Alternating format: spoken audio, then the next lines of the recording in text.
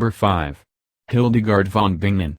Saint Hildegard, also called Hildegard of Bingen or Hildegard von Bingen, by name Sibyl of the Rhine, born 1098, Bach-Leim, West Franconia, Germany, died September 17, 1179, Rupertsberg, near Bingen, canonized May 10, 2012, feast day September 17, German abbess, visionary mystic, and composer. Hildegard was born of noble parents and was educated at the Benedictine cloister of Disibutenberg by Jutta, an anchorite, religious recluse, and sister of the Count of Spanheim.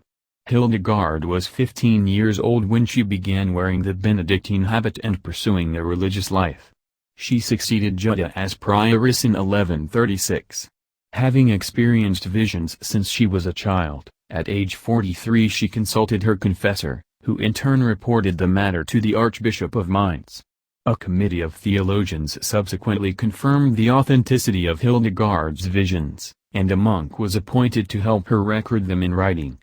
The finished work, Civias, 1141-52, consists of 26 visions that are prophetic and apocalyptic in form and in their treatment of such topics as the Church, the relationship between God and humanity, and redemption. About 1147 Hildegard left Disibutenberg with several nuns to found a new convent at Rupertsberg, where she continued to exercise the gift of prophecy and to record her visions in writing. A talented poet and composer, Hildegard collected 77 of her lyric poems, each with a musical setting composed by her, in Symphonia Armani Celestum Revelationum. Her numerous other writings included Lives of Saints, 2 treatises on medicine and natural history, reflecting a quality of scientific observation rare at that period, and extensive correspondence, in which are to be found further prophecies and allegorical treatises. She also for amusement contrived her own language.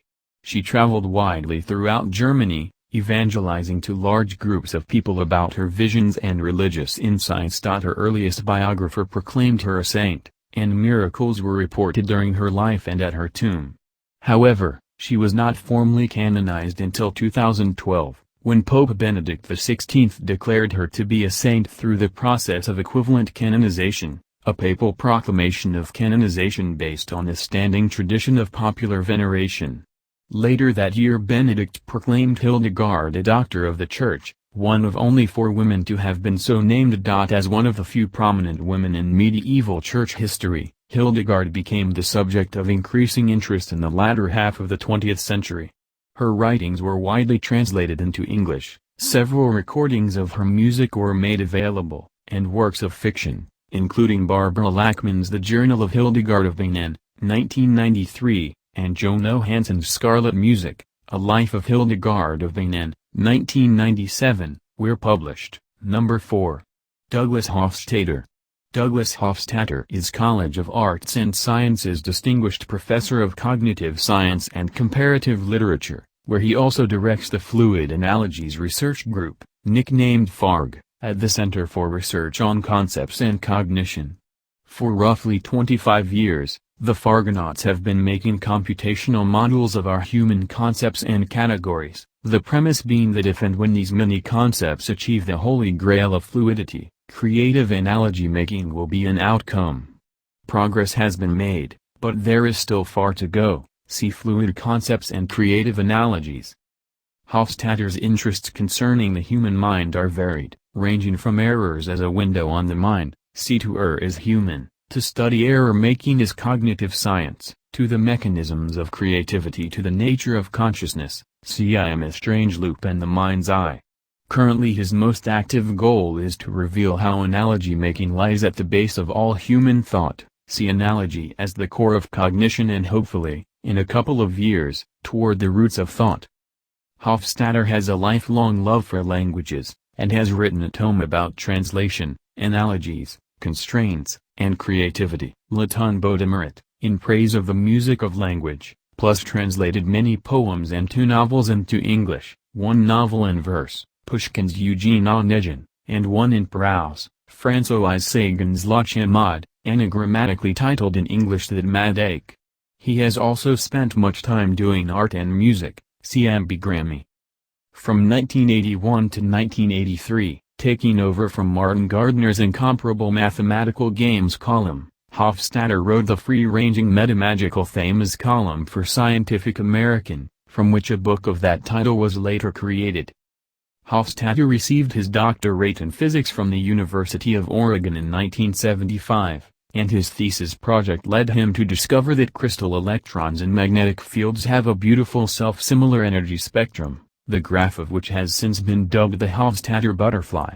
A couple of decades after his Ph.D., he started avidly exploring the astonishing role played by irrational analogical leaps in progress in physics, and he plans eventually to write a book on the topic.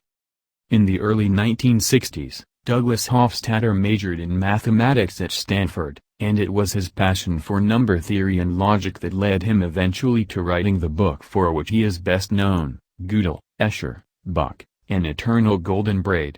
Later in life, he discovered a latent love for geometries of many types, and a special delight in the lowly Euclidean triangle. Here, too, a book may one day come out, focused on the discovery process in mathematics.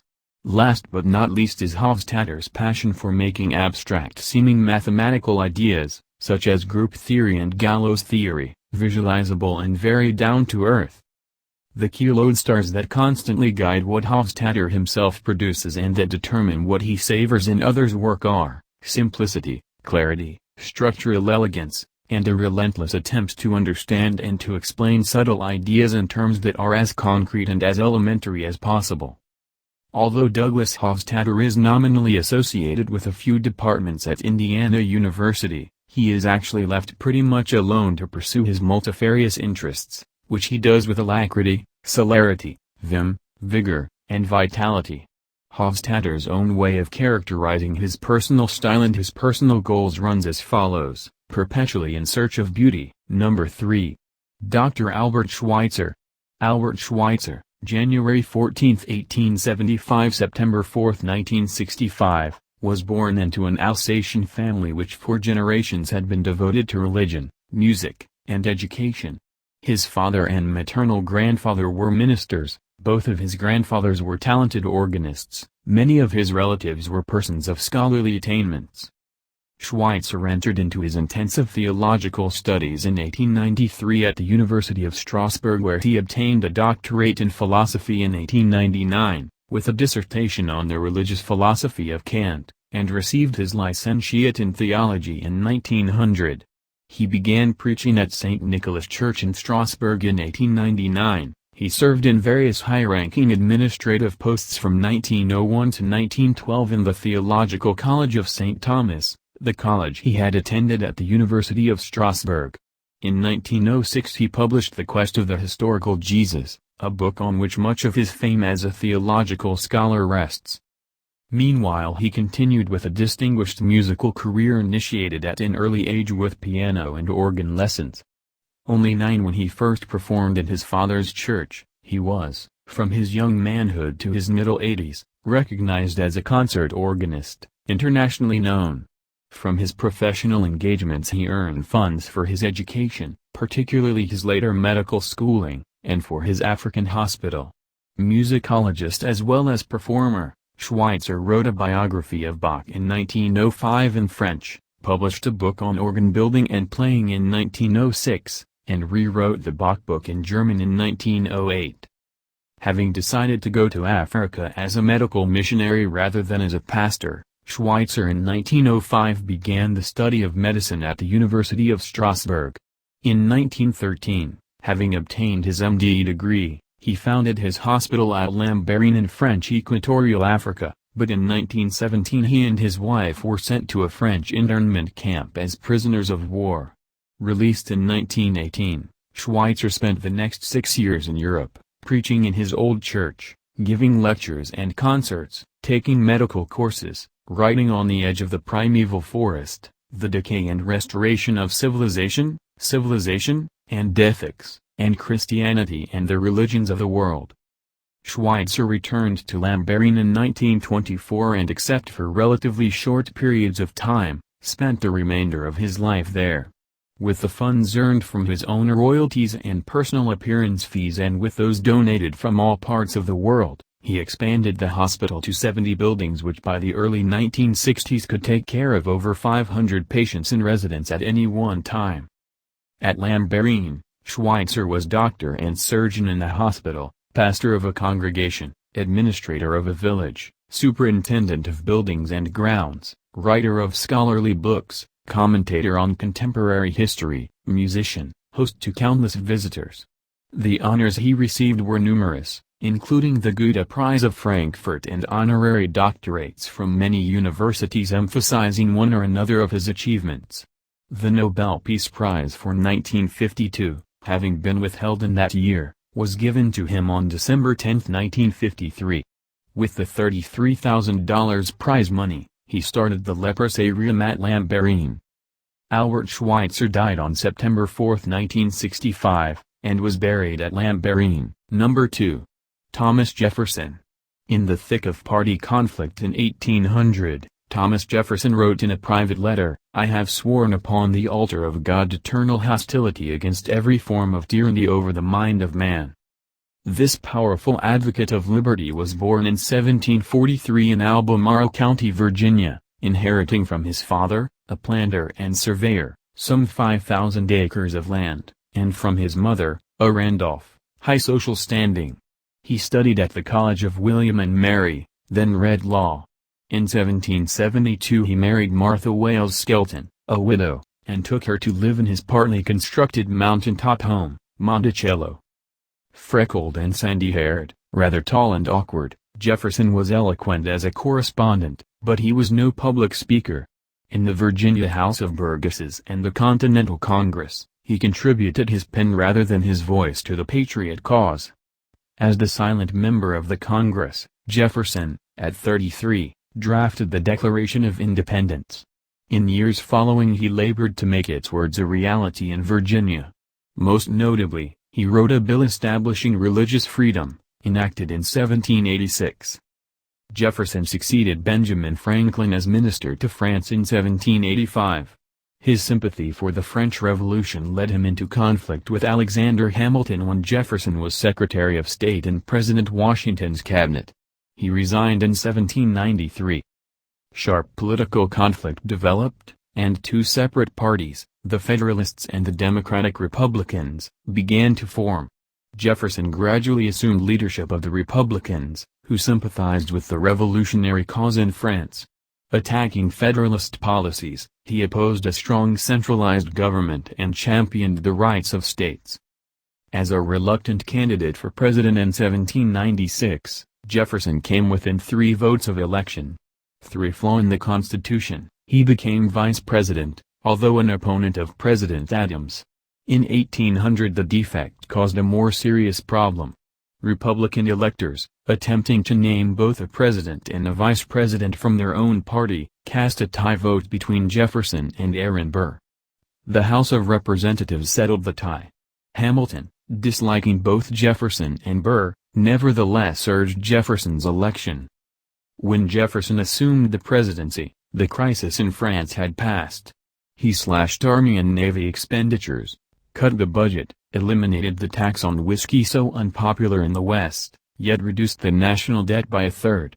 He also sent a naval squadron to fight the Barbary pirates, who were harassing American commerce in the Mediterranean. Further, although the Constitution made no provision for the acquisition of new land, Jefferson suppressed his qualms over constitutionality when he had the opportunity to acquire the Louisiana Territory from Napoleon in 1803.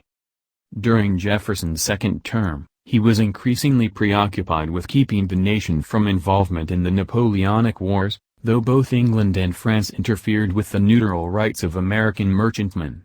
Jefferson's attempted solution, an embargo upon American shipping, worked badly and was unpopular. Jefferson retired to Monticello to ponder such projects as his grand designs for the University of Virginia. A French nobleman observed that he had placed his house and his mind on an elevated situation, from which he might contemplate the universe. He died on July 4, 1826. Number 1. Paul Robeson. Paul Robeson, in full Paul Bustier Robeson, Born April 9, 1898, Princeton, New Jersey, USA. Died January 23, 1976, Philadelphia. Celebrated American singer, actor, and black activist. The son of a former slave-turned-preacher, Robeson attended Rutgers University in New Brunswick, New Jersey, where he was an All-America football player.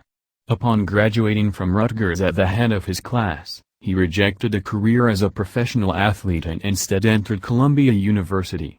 He obtained a law degree in 1923, but, because of the lack of opportunity for blacks in the legal profession, he drifted to the stage, making a London debut in 1922. He joined the Provincetown Players, a New York theater group that included playwright Eugene O'Neill, and appeared in O'Neill's play All God's Children Got Wings in 1924. His subsequent appearance in the title role of O'Neill's The Emperor Jones caused a sensation in New York City, 1924, and London, 1925. He also starred in the film version of the play, 1933. In addition to his other talents, Robeson had a superb bass baritone singing voice. In 1925 he gave his first vocal recital of African American spirituals in Greenwich Village, New York City, and he became world famous as Joe in the musical play Showboat with his version of Old Man River.